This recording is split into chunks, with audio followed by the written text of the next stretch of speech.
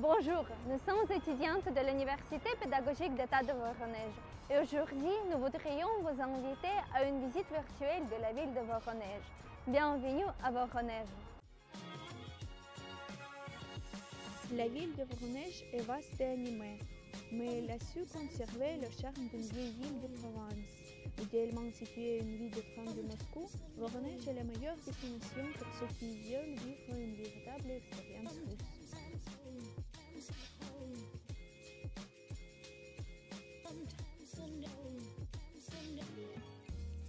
La ville fut fondée en 1585 sous le règne du tsar Fédor Ier pour protéger la Russie des attaques des Criméens et des Tatars. Mais la rivière Voronezh fut pour la première fois mentionnée dans les chroniques en 1177. Il existe plusieurs variantes de l'origine du toponyme Voronezh. Selon une version historique, le nom de la ville dérive de l'ancien nom slave Voroneg, et ce n'est pas le nom de l'oiseau voron, le corbeau, comme beaucoup de gens pensent. C'est pourquoi vous pouvez trouver les répliques du navire de ligne cuirassée de la marine impériale russe sur les rives de la rivière Voronezh. Goto Predestinatia, littéralement la prévoyance de Dieu, est un navire de ligne de la marine impériale russe de 58 canons. Il a été construit à l'initiative de Pierre le Grand et lancé le 27 avril 1700 à Voronezh. Il a été construit au chantier naval l'arsenal de Voronezh à Tavrovo. Il est devenu le premier vaisseau de ligne russe de 4e rang. Selon le classement de la Royal Navy en 1706, et entièrement réalisé sans aucune participation d'experts étrangers, il a été partie de l'effort de guerre prévu contre l'Empire ottoman. Il a été le vaisseau amiral de la flotte de la mer d'Azov.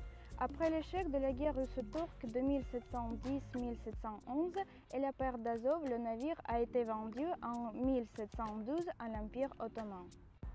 Le 16 décembre 2009, le gouverneur de la région de Voronezh, Alexei Gordiev, a annoncé la construction de la réplique du navire amiral de la flotte de la mer d'Azov. Le 27 juillet 2014, le jour de la marine russe, la réplique du Goto Predestinatia est inaugurée sur la place de l'Amirauté à Voronezh. Il est arrivé que Voronezh est lié à la culture des films animés. Et l'un des monuments les plus connus est consacré à un personnage inventé. C'est le château de la rue Luzikov. Il a été érigé en l'honneur du personnage d'animation du dessin animé du même nom qui a été créé dans notre ville en 1988 par Vyacheslav Katyonotchkin et le studio Soyuz Multfilm. Le scénario raconte l'histoire du chaton qui était transformé en hippopotame et se retrouvait en Afrique. Mais il a non seulement gardé les habitudes de chat, mais aussi l'amour de sa rue natale Luzikova à Voronezh. En 2003, la sculpture a été érigée. Il est devenu immédiatement très célèbre et s'avère être l'un des symboles informels de Voronezh. Mais ce n'est pas le seul lien entre la ville et les dessins animés. C'est à Voronezh qu'a été créé un studio d'animation qu'on appelle Disney et Pixar russe. C'est une déclaration forte. Est-ce c'est vrai? Le studio d'animation russe Vizar qui est né en 2007. Son premier long métrage La Reine des Neiges est sorti sur grand écran en 2012 et a connu un succès spectaculaire pour l'animation russe. Le film met en scène les aventures de deux ados Kai et Gerda et s'inspire du célèbre conte de Hans Christian Andersen. À ce jour, le studio Vizar a déjà produit 4 longs métrages de la série La Reine des Neiges. Pour l'instant, le studio continue de se développer et de créer de nouveaux dessins animés qui plaisent à des millions de spectateurs.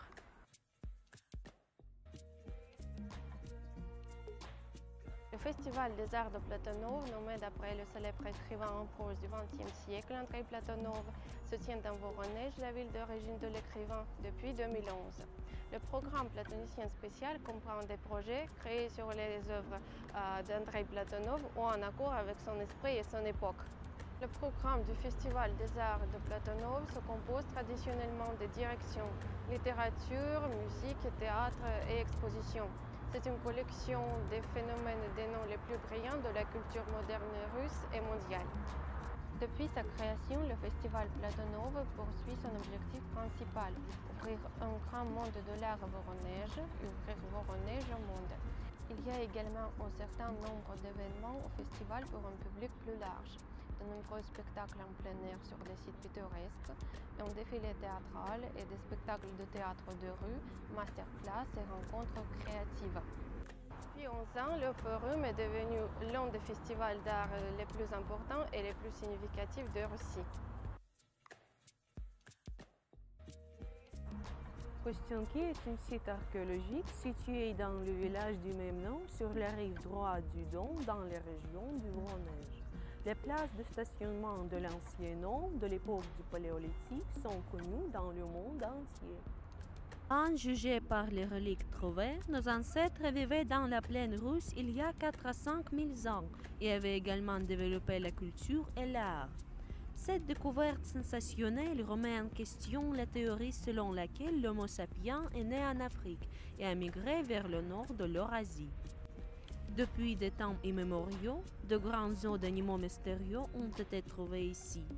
Ce n'est pas par hasard si le nom de cette région a sa base la racine O, Kosti en russe. À ce jour, vous pouvez visiter le musée du village de Kostyonki qui compte plus de 10 000 pièces, dont une collection d'armes en pierre, une habitation faite d'eau du mammon, une sculpture réaliste grandeur nature du mammon lui-même. Il y a 7 théâtres à Voronezh. Le théâtre d'opéra et de ballet de Voronezh produit des œuvres lyriques et de ballet dansées par les membres de la troupe permanente ou accueille des artistes invités. À Voronezh, il y a aussi 2 théâtres de drame, le théâtre de chambre, le théâtre de marionnettes, quelques musées et salles d'exposition, aussi bien que plusieurs salles de cinéma qui offrent un large éventail de films récents russes et étrangers. Ce théâtre est le seul opéra du district fédéral central, sans compter Moscou. L'histoire du théâtre est riche en événements.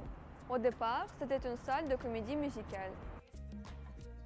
Le théâtre de chambre de Voronezh a été fondé en 1993.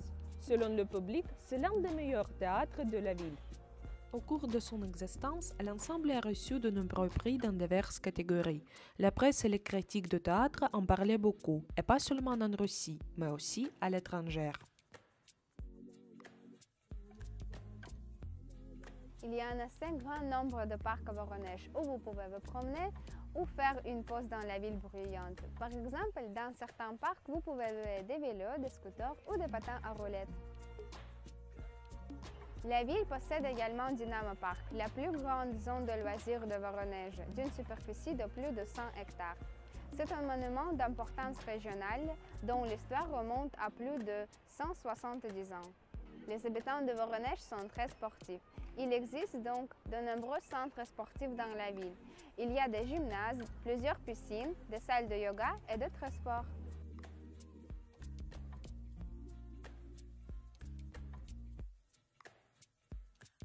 Voronezh n'est pas seulement une belle ville, mais aussi une ville avec une histoire riche, une culture variée et la ville avec des activités au goût de tout. Voronezh vous attend.